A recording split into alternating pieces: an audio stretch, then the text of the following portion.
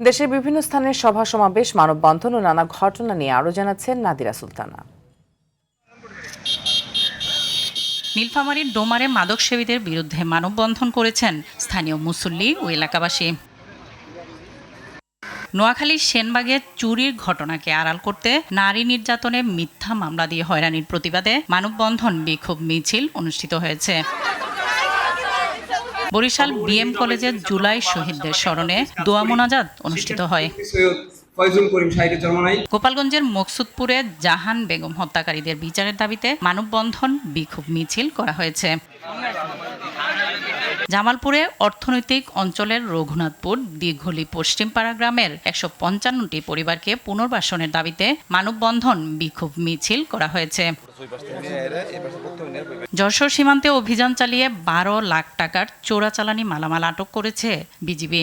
যশোরে একটি মুদি দোকানে অভিযান চালিয়ে বিপুল পরিমাণ ট্যাক্স ফ্রি ও নকল সিগারেট জব্দ করেছে র্যাব। যশোরের দেয়াপাড়া মাধ্যমিক বিদ্যালয়ের প্রধান শিক্ষক শাহজাহান আলীর অনিয়ম দুর্নীতির প্রতিবাদে মানববন্ধন করেছেন অভিভাবক ও এলাকাবাসী। ফায়ার লাইসেন্স না নেওয়ায় দেশের পরিচিত চেন রেস্টুরেন্ট কাচ্চি ভাইয়ের যশোর আউটলেটকে ৫০,০০০ টাকা জরিমানা করেছেন ভ্রাম্যমাণ আদালত। প্রধানমন্ত্রীর ব্যবস্থাপনায় অবসর ভাতা ও কল্যাণ ট্রাস্টের টাকা চালু হয় যশোরের সমাবেশ ও র্যালি করেছেন বেসরকারি শিক্ষক কর্মচারীরা।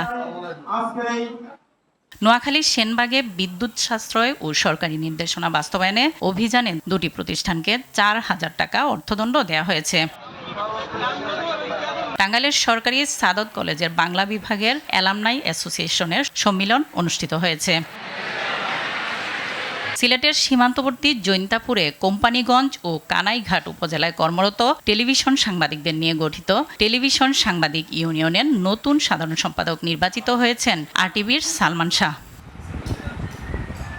সাভারে ফ্রি মেডিকেল ক্যাম্প ও বিনামূল্যে ঔষধ বিতরণ কার্যক্রমে উপস্থিত ছিলেন ঢাকা ১৯ আসনের সংসদ সদস্য ডাক্তার দেওয়ান মোহাম্মদ সালাউদ্দিন বাবু। প্রায় ১.৫ যুগ পর নারায়ণগঞ্জের রূপগঞ্জে কর্মরত পেশাজীবী গণমাধ্যম কর্মীদের সংগঠন রূপগঞ্জ প্রেস ক্লাবের দ্বিবার্ষিক কমিটি গঠন করা হয়েছে। ঢাকার ধামরাইয়ে সুবিধাবঞ্চিত বেদে সম্প্রদায়ের ৬৩টি পরিবারের মাঝে নগদ টাকা, ঢেউটিন সহ বিভিন্ন সামগ্রী বিতরণ করেছেন ঢাকার জেলা প্রশাসক মির্জা ফরিদা খানম। বরিশালে ১৪৫টি শিক্ষা প্রতিষ্ঠানে বিতরণ করা হয়েছে ২০,০০০ গাছের চারা। বৃক্ষরোপণ কর্মসূচির উদ্বোধন করা হয়েছে জামালপুরের বকশীগঞ্জে। বরিশালের গৌর নদীতে মাসব্যাপী আন্তঃ ফুটবল টুর্নামেন্টের ফাইনাল খেলার পুরস্কার বিতরণ করা হয়েছে। নাদিরা সুলতানা, আরটিভি।